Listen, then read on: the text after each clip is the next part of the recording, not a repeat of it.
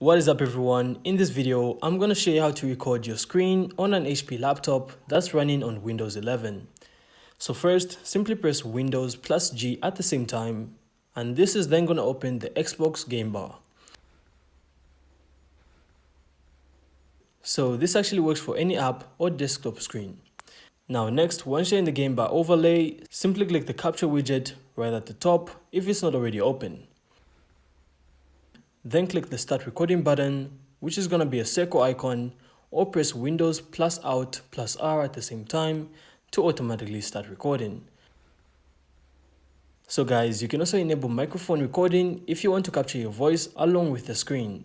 And when you're done, you can then click stop recording and your video will then be saved in videos, then captures by default. So after doing this, you then have a screen recording ready to edit or share. And that's it. So that's how to record your screen on an HP laptop. So I really hope you found this insightful, and if you did, then make sure to leave a like and of course subscribe. Then we'll see you on the next one.